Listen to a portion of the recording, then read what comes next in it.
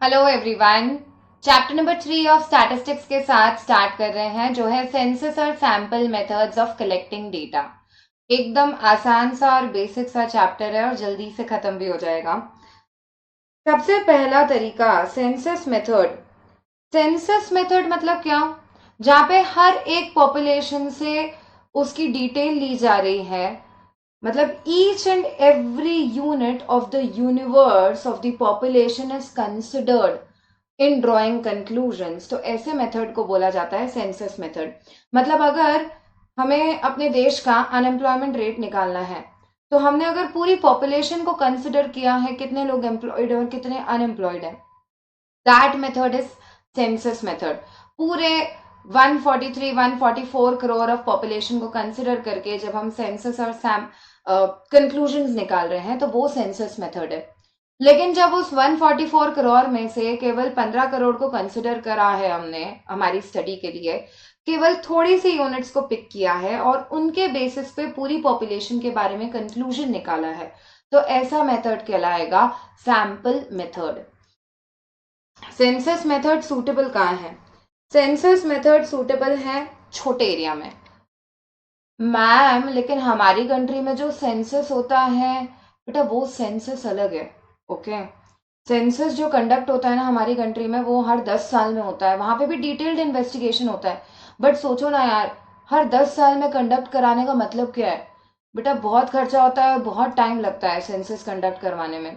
इतने सारे पॉपुलेशन के बारे में डिटेल निकालना आसान नहीं है, इसलिए हर 10 साल में करते हैं। और इसलिए ये मेथड बहुत बड़े एरिया के लिए सूटेबल नहीं होता है। ये सूटेबल होता है छोटे एरिया के लिए, क्योंकि आपको पूरी पॉपुलेशन को कंसिडर करना है यार डिसीजन मेकिंग में। ओके, ये मेथड वहां सूटेबल होगा बेटा जहां पॉपुलेशन की डाइवर्स कैरेक्टरिस्टिक है, अलग अलग तरह के लोग हैं, तो उन सबके बारे में आपको डेटा चाहिए ना, तो बेटा सभी को कंसिडर करो। बहुत डाइवर्सिफाइड कैरेक्टरिस्टिक्स हैं पॉपुलेशन की, तो ये मेथड यूज किया जाता है। इंटेंसिव इंफॉर्मेशन चाहिए आपको, डिटेल्ड इंफॉर्मेशन चाहिए, तो फिर ये मेथड यूज किया जाता है। ये मेथड सूटेबल है स्मॉल एरिया के लिए, जहां पे आपको बहुत ज्यादा एक्यूरेसी चाहिए वहां पर सूटेबल है, जहां पे आप डाइवर्स कैरेक्टरिस्टिक्स कवर करना चाहते हो और जहां पे आप डिटेल्ड एग्जामिनेशन इंटेंसिव एग्जामिनेशन करना चाहते हो, वहां ये मेथड लगाया जाता है। अब बेटा एक बार अगर मेथड समझ जाए ना, तो फिर मेरिट्स और डीमेरिट्स तो खुद से ही आ जाती हैं। फायदा क्या है मेथड यूज करने का? डिटेल्ड इन्फॉर्मेशन मिलेगी, एक्सटेंसिव इन्फॉर्मेशन, राइट? पूरी पॉपुलेशन के बारे में मिल जाएगी, एक्यूरेट डेटा मिलेगा, डाइवर्स कैरेक्टरिस्टिक्स कवर हो पाएंगे, जो भी सूटेबिलिटी के पॉइंट्स है वो सारे उठ के मेरिट्स में आ गए हैं। Accurate and reliable data, extensive information और डाइवर्स कैरेक्टरिस्टिक्स। तो फिर नुकसान क्या है सेंसस मेथड यूज करने का? सेंसस मेथड यूज करने का पहला नुकसान, ये नॉन इकोनॉमिकल है, बहुत महंगा है in terms of time, in terms of money. बहुत ज्यादा टाइम भी लग जाएगा, बहुत ज्यादा पैसा भी लग जाएगा ये मेथड अप्लाई करने में, क्योंकि आपको इसमें सैंपल कलेक्ट नहीं करने हैं, पूरी पॉपुलेशन से डेटा इकट्ठा करना है और फिर कंक्लूजन ड्रॉ करने हैं। नेक्स्ट इज ये स्मॉल एरिया में ही सूटेबल है, बड़ी पॉपुलेशन को कवर करने के लिए ठीक नहीं है। और लार्ज मैन पावर, बेटा हमारी कंट्री में भी जब जनगणना होती है ना, तो बहुत सारे लोगों को, बहुत सारे गवर्नमेंट ऑफिशियल्स लगते हैं, तब जाके इतनी बड़ी पॉपुलेशन का डेटाबेस बनता है। तो it requires a large man power यार, इस तरह का मेथड अप्लाई करने के लिए बहुत सारे लोगों का रिक्वायरमेंट होगा। सैंपल मेथड ना बेटा बिल्कुल इसका उल्टा है। सैंपल मेथड वो है जो सिर्फ एक पार्ट ऑफ पॉपुलेशन को कंसिडर करके कंक्लूजन्स ड्रॉ करेगा, ये सारी पॉपुलेशन को कंसिडर नहीं करता, एक पार्ट ऑफ पॉपुलेशन को कंसिडर करता है और उसके बेसिस पर कंक्लूजन्स ड्रॉ करता है। तो सैंपल मेथड कहाँ सूटेबल है? सारे पॉइंट्स उल्टे कर दो, सेंसस के सारे पॉइंट्स रिवर्स हो जाएंगे। कहाँ पर? It is suitable in large area, जहां पर आपको डाइवर्स कैरेक्टरिस्टिक्स कवर नहीं करनी है, जहां पे आपको एक्यूरेट डेटा नहीं चाहिए, जहां पर आपको इंटेंसिव एग्जामिनेशन नहीं करना है। ये सारे सूटेबिलिटी के पॉइंट्स बन गए, सेंसस के सारे पॉइंट्स को सिर्फ रिवर्स किया। अब फायदा और नुकसान की बात करते हैं। सैंपल मेथड लगाने का फायदा क्या? पहला फायदा, it covers a large area. सबसे पहला फायदा ही वो है, ये लार्ज एरिया में अप्लाई हो पाएगा, ये इकोनॉमिकल है, कम टाइम लेगा, कम पैसे लगेंगे इसमें। तो wide coverage, economical, less time consuming and less costly. Okay, apart from that एक इम्पॉर्टेंट मेरिट है, वो है साइंटिफिक। बेटा सैम्पल मेथड स्टैटिस्टिक्स के टूल्स टेक्निक यूज करेगा, ठीक है, तो जाके कंक्लूजन निकल पाएंगे, तो it is highly scientific, fine. लेकिन अगर डीमेरिट्स की बात करें तो पहला demerit, sample method, census method तो यार सारी पॉपुलेशन को कंसिडर करता है, तो कंपैरेटिवली ज्यादा एक्यूरेट रिजल्ट्स देगा। लेकिन सैम्पल मेथड केवल सैंपल उठाता है, एक पार्ट ऑफ पॉपुलेशन उठा लिया, 140 करोड़ जनता के बारे में कंक्लूजन दे रहा है तो देना है तो 15 करोड़ जनता से डेटा ले लिया, this is sample method, it will be less accurate. Okay, less accurate होने का एक और नुकसान साथ में ही आ जाता है, रॉन्ग कंक्लूजन। अगर ये इतना एक्यूरेट नहीं है तो ये इतने सही कंक्लूजन भी नहीं दे पाएगा, ये मेथड आपको देगा गलत conclusions, this method is going to give you wrong conclusions. Next है पार्शियल। यहाँ पे जो सैंपल है ना उसके कलेक्शन में गड़बड़ हो सकती है, ठीक है, तो there is a possibility of biasness in collection of sample. And last is difficult in determining sample. बेटा हाँ, वो 140 करोड़ जनता में से, 140 करोड़ पॉपुलेशन में से 15 करोड़ जो लोग हम ले रहे हैं सैंपल, उनमें किन किन लोगों को इंक्लूड करना और किन्हें नहीं करना, ये डिसाइड करना अपने आप में ही बड़ा मुश्किल काम है, ठीक है, तो that is why it is difficult to decide a sample. ये सारे डीमेरिट्स थे। अब qualities of a good sample, एक अच्छा सैंपल कैसा होना चाहिए, इसको एब्रिविएट कर लो बेटा, हीरे जैसा होना चाहिए, हीरा, इट शुड बी हीरा। ओके, अब यहाँ पे हीरा मतलब क्या, एच का मतलब है होमोजेनिटी, एच का मतलब क्या है, होमोजेनिटी, एक जैसा होना चाहिए यार, कॉन्ट्राडिक्टरी नहीं होना चाहिए। 11th क्लास के बच्चों का डेटा इकट्ठा करना है तो सारे 11th क्लास के बच्चे ही होने चाहिए, अब बीच में इसमें 12th क्लास के बच्चे ले लिए, 10th के ले लिए, तो फिर it will be a contradictory data. Okay, एक जैसा डेटा होना चाहिए। आई का मतलब क्या है, इंडिपेंडेंट। अगर सैंपल सिलेक्ट कर रहे हैं तो कोई दो बच्चे हैं ए और बी, मैं बोल रही हूं कि यार ए तभी सिलेक्ट होगा जब बी सिलेक्ट होगा, ऐसा नहीं होना चाहिए यार, ए का सिलेक्शन बी के सिलेक्शन पर डिपेंडेंट है, अगर मैं बी को लूंगी ना मेरे सैंपल में तो ही मैं ए को लूंगी, नहीं तो मैं नहीं लूंगी। हर सैंपल का सिलेक्शन इंडिपेंडेंट होना चाहिए, एक दूसरे पर डिपेंडेंट नहीं होना चाहिए, should be independent. R is for representative, representative का मतलब होता है कि आपका sample should represent the population. मेरे को एक बात बताओ, अगर मेरी क्लास में 50 बच्चे हैं और मुझे 5 बच्चों का सैंपल लेना है, अब मैं ऐसे 5 बच्चों को पिक करूं जो हमेशा रैंक लगाते हैं यार, कुछ बच्चे मेरी क्लास के रैंक नहीं भी लगाते होंगे, राइट, मैंने उनको सैंपल में लिया ही नहीं, तो बेटा वो सैंपल रिप्रेजेंटेटिव सैंपल थोड़ी ना हुआ, it is not representative of the entire population. Okay, and that is why आपका सैंपल रिप्रेजेंटेटिव होना चाहिए, आपका सैंपल आप इस तरह से उठाओ कि वो पूरी पॉपुलेशन को रिप्रेजेंट कर पाए। Next A is for adequacy. बेटा सैंपल जब आप पिक करते हो ना तो आपको एडिक्वेट नंबर में लेने चाहिए, सफिशिएंट नंबर में। 140 करोड़ जनता के बारे में डेटा कंक्लूजन निकालना है आपको और आप सैंपल ले रहे हो 100 लोगों का, बेटा ये तो एडिक्वेट नंबर ही नहीं है यार। 140 करोड़ पॉपुलेशन का कंक्लूजन निकालना है तो कम से कम करोड़ों में तो लो सैंपल को, तो जाके तो सही कंक्लूजन आएगा। This is about qualities of a good sample. Now we're starting with the next topic, वो है sorry, sampling methods। ये पूरा चैप्टर अब बेटा डेडिकेटेड है टू सैम्पलिंग मेथड्स, हाँ बाकी पूरे चैप्टर में सैंपल ही सैंपल भरा हुआ है। अब सबसे पहला तरीका है रैंडम सैम्पलिंग। रैंडम सैम्पलिंग मतलब ऐसी सैम्पलिंग जहां पे हर एक आइटम ऑफ यूनिवर्स को इक्वल अपॉर्चुनिटी मिलती है ऑफ गेटिंग सिलेक्टेड, जहां पे each and every item gets an equal opportunity of getting selected, वो होता है रैंडम सैम्पलिंग। इसके दो तरीके हैं यार, पहला है लॉटरी मेथड।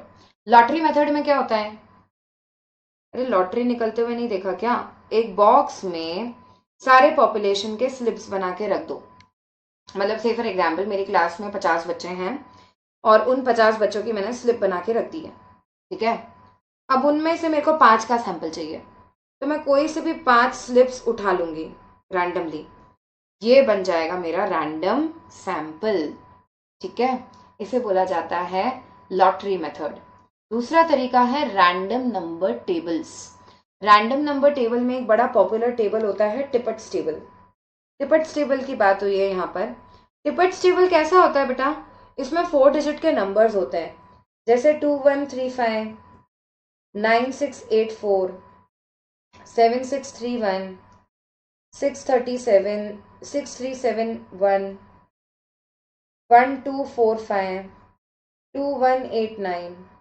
अब बेटा से फॉर एग्जाम्पल मेरे को सैंपल इकट्ठा करना है कुछ 700 बच्चों का, 700 बच्चों का सैंपल इकट्ठा करना है ना, तो ऐसे रैंडम नंबर टेबल्स बनी हुई हैं, अलग अलग स्टैटिस्टिशियंस ने देके रखी है, इसमें नंबर्स होते हैं रैंडमली। अब बेटा इसमें से अगर मेरे को सैंपल सिलेक्ट करना है, तो मैं मेरी सारे 700 जनता को, 700 स्टूडेंट्स का डेटा है से फॉर एग्जाम्पल मेरे पास, उसे मैं अरेंज कर दूंगी और नंबर अलॉट कर दूंगी 1 2 3 4 5 6 7 एंड सो ऑन। अब मेरे को 3 डिजिट नंबर चाहिए, तो मेरा पहला नंबर हो गया 213, दूसरा नंबर हो गया 596, फिर हो गया 847, 631, 637, 112, 112 ले लिया, फिर 452, 189 एंड सो ऑन। बेटा जो जो भी स्टूडेंट्स इन नंबर्स पे होंगे उन्हें ले लेंगे। ठीक है, अगर मुझे 5 या 10 स्टूडेंट्स का सैंपल चाहिए था, तो 213 वाला नंबर का स्टूडेंट जो है, 596 वाला स्टूडेंट जो है, 847 तो हमारे पास है ही नहीं ना बेटा, 700 बच्चों का ही डेटा चाहिए। 631 वाले स्टूडेंट को, 637 वाले स्टूडेंट को, 112 वाले स्टूडेंट को, ये सारे नंबर पे जो जो भी बच्चे हैं उन सबको हम सैंपल की तरफ पिक कर लेंगे। ये मेथड है रैंडम नंबर टेबल वाला मेथड, जो रैंडम सैम्पलिंग में लगाया जाता है। अब सुनो, इसका डिटेल नहीं है यार तुम्हारे सिलेबस में, इतना डिटेल में तो मैंने बता दिया। ओके, तुमको तो बस क्या याद रखना है, रैंडम नंबर टेबल्स अलग अलग स्टैटिस्टिशियंस ने देके रखी है, जिसमें से सबसे पॉपुलर टेबल है टिपेट्स टेबल। ओके, टिपेट्स टेबल में 4 डिजिट के नंबर्स देके रखे हैं और उसके बेसिस पे आप सैंपल अपना सिलेक्ट कर लेते हो, रैंडम सैंपल। ये मेथड यूज करने का फायदा क्या, बायसनेस है ही नहीं, हर यूनिट को, हर पॉपुलेशन को इक्वल अपॉर्चुनिटी मिलती है of getting selected and it is a very simple method. Okay, लेकिन अगर मैं नुकसान की बात करूं बेटा, इस मेथड में स्पेशल कैरेक्टरिस्टिक्स इग्नोर हो जाएंगी। कुछ स्पेशल कैरेक्टरिस्टिक्स है जो आपको कंसिडर करनी चाहिए थी यार आपके डेटा में, वो आप कंसिडर ही नहीं कर पाए, तो वो स्पेशल कैरेक्टरिस्टिक्स कहीं ना कहीं इग्नोर हो जाती हैं। और सेकंड बिग प्रॉब्लम इज कि कितनी ही बार जिस प्रपोर्शन में कोई डेटा आना चाहिए था, डाइवर्स कैरेक्टरिस्टिक्स हैं पॉपुलेशन की, तो आपको अलग अलग तरह का डेटा लेना चाहिए था, बट वो रैंडम सैंपल में आने से रह जाता है। ये एक और बड़ा प्रॉब्लम है। अब इसी से रिलेटेड एक सब टॉपिक है बेटा, बहुत सारे बच्चे कंफ्यूज होते हैं इससे। रैंडम सैम्पलिंग और कुछ तो भी मतलब हैफाजार्ड सैम्पलिंग एक ही बात होती है ना, ये एक बात नहीं होती। रैंडम सैम्पलिंग बेटा साइंटिफिक मानी जाती है, हैफाजार्ड सैम्पलिंग साइंटिफिक नहीं होती है। रैंडम सैम्पलिंग में आप हर एक पॉपुलेशन को इक्वल अपॉर्चुनिटी दे रहे हो सिलेक्शन की। अगर मैं एक बॉक्स में ढेर सारी चिट्स डालती हूँ और उसके बेसिस पे सिलेक्ट होता है सैंपल, तो सारी पॉपुलेशन को इक्वल अपॉर्चुनिटी मिल रही है ना सिलेक्शन की। लेकिन इन केस ऑफ हैफाजार्ड सैम्पलिंग ऐसा नहीं होता। इसमें क्या होता है, जैसे मैं मुझे है ना लोगों के बारे में डेटा चाहिए, स्टूडेंट्स के बारे में डेटा चाहिए, से फॉर एग्जांपल 11th क्लास के बच्चों का डेटा चाहिए मुझे। ठीक है, तो इन दैट केस मैं एक बस स्टॉप पे चली गई और वहां पे उन बच्चों से पूछने लग गई कि बताओ यार तुम्हें कितने मार्क्स आए, तुम कौन से स्कूल में पढ़ते हो, तुम्हें कितने मार्क्स आए। This is not an appropriate way, मैंने पूरी पॉपुलेशन को इक्वल अपॉर्चुनिटी दी ही नहीं सिलेक्शन की। तो this is not random sampling, this is haphazard sampling. अच्छा, इसमें एक और एग्जाम्पल आता है बेटा, एग्जिट पोल के बारे में पूछा जाता है। एग्जिट पोल किसका एग्जाम्पल है? Now let me tell you, exit poll is an example of random sampling. Exit poll सुन रखा होगा तुमने, जब भी इलेक्शंस होते हैं तो रिजल्ट आए, एक्चुअल रिजल्ट आए उससे पहले एग्जिट पोल के रिजल्ट्स आते हैं। एग्जिट पोल मतलब अलग अलग पोलिंग बूथ्स जहाँ पे वोट डलते हैं ना, वहां पर लोग सैंपल बेसिस पे कलेक्ट करते हैं लोगों से इंफॉर्मेशन कि उन्होंने किसे वोट दिया है। एग्जिट के टाइम उन्होंने यू नो किसे वोट दिया ये पूछा जाता है, तो दैट्स एग्जिट पोल। और उस सैंपल के बेसिस पे वो न्यूज़ चैनल वाले रिजल्ट देते हैं कि हमारे हिसाब से ये पार्टी जीतेगी या वो पार्टी जीतेगी। दिस इज रैंडम सैम्पलिंग का example. This is not haphazard sampling, this is random sampling. अब बेटा बहुत आसान आसान सैम्पलिंग है। सेकेंड मेथड ऑफ सैम्पलिंग पे आते हैं, वो है पर्पसिव सैम्पलिंग। पर्पसिव सैम्पलिंग के दूसरे नाम है जजमेंटल सैम्पलिंग, इसे डेलिबरेट सैम्पलिंग भी बोला जाता है। पर्पसिव सैम्पलिंग में क्या होता है, मुझे सैंपल लेना है मेरी क्लास के बच्चों का, तो मैंने ही अपनी 50 बच्चों की क्लास में 5 को खड़ा किया, हाँ तुम, ये 5 मेरे सैंपल हो गए। मैं डिसाइड कर रही हूँ कि मेरे सैंपल में कौन आना चाहिए। ये पर्पसिव सैम्पलिंग है। इसका फायदा क्या है बेटा? फायदा तो ये है कि ये बहुत ही आसान तरीका है। Okay, very simple method. और दूसरा फायदा है, इसमें स्पेशल आइटम कंसिडर हो जाएगी जो रैंडम सैम्पलिंग में नहीं हो रही थी। मुझे लगता है कि यार इस बच्चे को तो सैंपल में आना ही चाहिए, तो मैं उसे इंक्लूड कर लूंगी। बेटा इस मेथड का सबसे बड़ा प्रॉब्लम है कि अगर मैं ही मेरा सैंपल चूज कर रही हूँ, इन्वेस्टिगेटर खुद ही चूज कर रहा है यार अपना सैंपल, बायसनेस कितना ज्यादा होगा। मैं तो मेनली ऐसे बच्चों को चूज करूंगी ना यार जो रैंकर है मेरी क्लास के, right? If I want to choose my sample, sample of my class, तो ऐसे स्टूडेंट्स को सिलेक्ट कर लूंगी जो बेस्ट है इन क्लास। तो very high possibility of biasness. और अगर बायसनेस इतना ज्यादा होगा तो बेटा कंक्लूजन्स भी गलत आ सकते हैं। तीसरे मेथड पे आते हैं। तीसरा मेथड है स्ट्रैटिफाइड सैम्पलिंग या फिर मिक्स्ड सैम्पलिंग। स्ट्रैटिफाइड या फिर मिक्स्ड सैम्पलिंग दोनों का कॉम्बिनेशन है बेटा। रैंडम सैम्पलिंग और डेलिबरेट सैम्पलिंग, इन दोनों का कॉम्बिनेशन है स्ट्रैटिफाइड सैम्पलिंग। अब स्ट्रैटिफाइड सैम्पलिंग में क्या होता है, से फॉर एग्जाम्पल 500 बच्चों की क्लास थी, है ना? अब उन 500 बच्चों को मैंने अलग अलग ग्रुप में डिवाइड किया। इन ग्रुप को बोला जाता है स्ट्रैटा। अगर पॉपुलेशन साइज बहुत ज्यादा है, बहुत ज्यादा स्टूडेंट हैं, तो मैंने अपनी पूरी पॉपुलेशन को ग्रुप में डिवाइड कर दिया है। इस पूरी पॉपुलेशन को अगर मैं ग्रुप में डिवाइड कर रही हूँ, मैं ग्रुप, सबसे बड़ा टास्क होता है कि ग्रुप डिसाइड करना। तो अब जब मैं ये ग्रुप डिसाइड कर रही हूँ ना कि 50 to 60% वाले बच्चे, 60 to 70, 70 to 80, 80 to 90 और 90 अबव वाले बच्चे, 90% एंड अबव वाले बच्चे, ये ग्रुप डिसीजन था।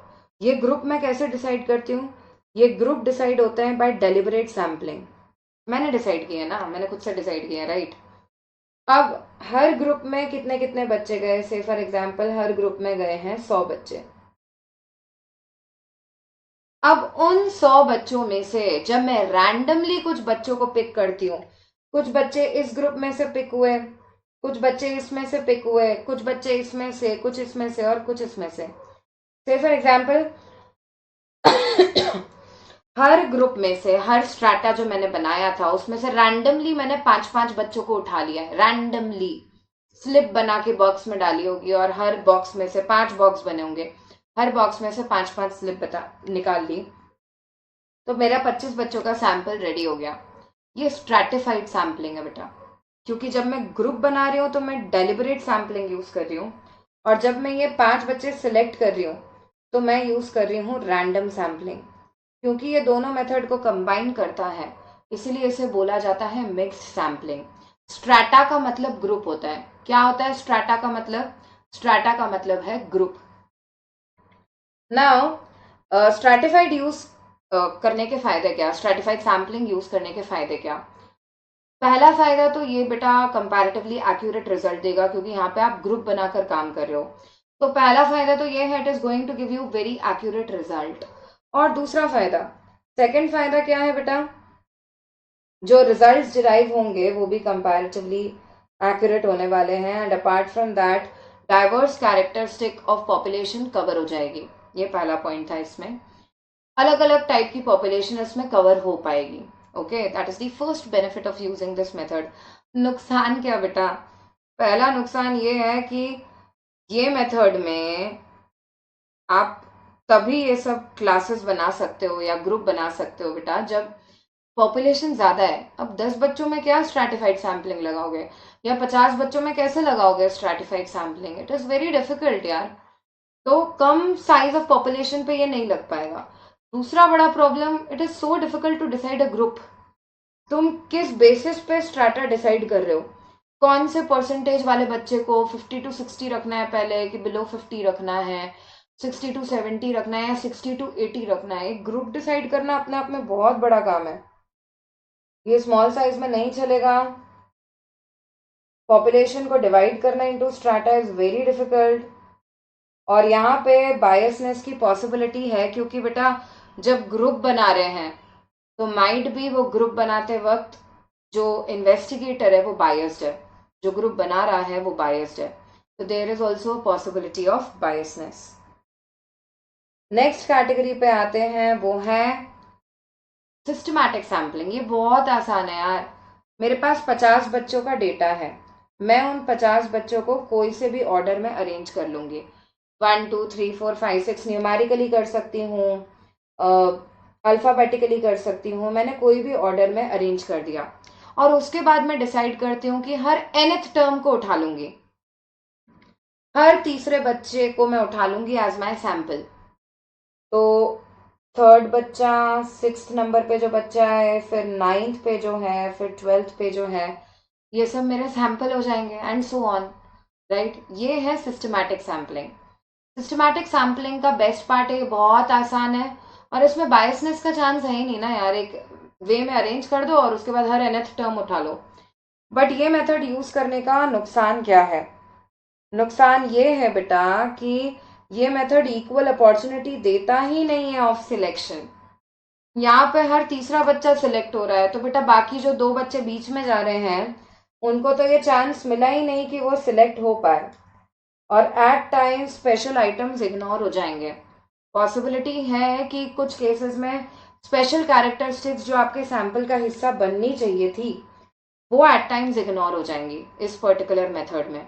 ठीक है, ये था सिस्टमैटिक सैम्पलिंग। अब पांचवें मेथड पे आते हैं, जो है कोटा सैम्पलिंग। कोटा सैम्पलिंग कभी भी स्कूल्स में पूछा ही नहीं जाता है, हार्डली पूछा जाता है किसी स्कूल में। और कोटा सैम्पलिंग में क्या होता है ना, आप पूरे सारे आइटम्स को ग्रुप में डिवाइड कर देते हो। ग्रुप में डिवाइड कर दिया,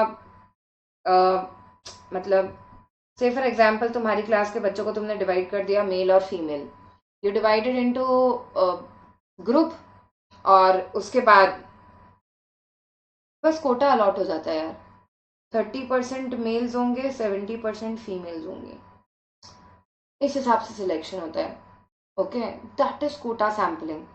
कोटा सैम्पलिंग में बहुत ज़्यादा पॉसिबिलिटी है बायसनेस की। ओके, कोटा मतलब रेट फिक्स करना, परसेंटेज फिक्स करना, कितना प्रतिशत तुम फीमेल्स का लोगे और कितना प्रतिशत मेल्स का लोगे तुम्हारी क्लास के इन डिसाइडिंग योर सैम्पल, ये तुम खुद ही डिसाइड करते हो। तो आप कोटा फिक्स कर देते हो, परसेंटेज फिक्स कर देते हो जितना आप हर ग्रुप में से उठाने वाले हो। तो that is quota sampling. It is highly biased method, जिसमें बहुत ज़्यादा पॉसिबिलिटी है बायसनेस की, और इसलिए बहुत ज़्यादा यूज ही नहीं किया जाता है। Quota sampling is not a very good method. ये तो एकदम फालतू मेथड है, कन्वीनियंट सैम्पलिंग। जो मेथड, जो तरीका तुमको ठीक लगे उस हिसाब से अपना सैंपल उठा लो, ये कन्वीनियंट सैम्पलिंग होता है। रियल लाइफ में इसे कोई यूज नहीं करता। ओके, मतलब ये साइंटिफिक है ही नहीं ना यार। Convenient sampling is not at all scientific method. अब बेटा, क्या फैक्टर्स अफेक्ट करेंगे रिलायबिलिटी ऑफ अ सैंपल? मतलब आपका सैम्पलिंग मेथड रिलायबल है या नहीं, ये कैसे डिसाइड होगा? आपने जो सैंपल्स निकाले हैं वो विश्वास करने लायक भी हैं या नहीं, ये कैसे डिसाइड होगा? अब बेटा, सबसे पहले ये डिसाइड होगा by the size of sample. आपने कितने सैंपल उठाए हैं उससे डिसाइड होगा कि सैंपल रिलायबल है या नहीं। सफिशिएंट नंबर में तो होना चाहिए ना, तभी तो वो सैंपल रिलायबल कहलाएगा। सेकंड है मेथड ऑफ सैम्पलिंग। आपने कौन सा मेथड ऑफ सैम्पलिंग यूज किया है उससे भी डिसाइड होता है कि आपका सैंपल रिलायबल है या रिलायबल नहीं है। तीसरा, बायस्ड है या नहीं कॉरेस्पॉन्डेंट। ठीक है। जो डेटा इकट्ठा कर रहे हैं ना एन्यूमरेटर या कॉरेस्पॉन्डेंट, वो बायस्ड अगर होंगे तो आपका सैंपल रिलायबल नहीं है, और अगर वो अनबायस्ड है तो आपका सैंपल रिलायबल है। तीसरा फैक्टर जिससे डिसाइड होगा कि आपका सैंपल रिलायबल है या नहीं। और आखिरी चीज, ट्रेनिंग ऑफ एन्यूमरेटर। आपके एन्यूमरेटर जो घर घर जाके डेटा इकट्ठा कर रहे हैं, क्वेश्चनेयर कैरी कर रहे हैं, रिमेंबर, वो ट्रेंड है या नहीं। अगर वो ट्रेंड ही नहीं है तो ऐसी सिचुएशन में वो सही इंफॉर्मेशन नहीं लेकर आए होंगे और वो सैंपल इतना रिलायबल नहीं है। लेकिन अगर वो ट्रेंड है तो इन दैट सिचुएशन वो सैंपल सही लेकर आ पाएंगे, सही डेटा ला पाएंगे। तो व्हाट डिसाइड्स द रिलायबिलिटी, किस तरह का मेथड है, क्या साइज ऑफ सैंपल है, ट्रेंड है या नहीं एन्यूमरेटर, और बायस्ड है या नहीं एन्यूमरेटर। अब सेंसस और सैंपल मेथड में अंतर क्या है बेटा?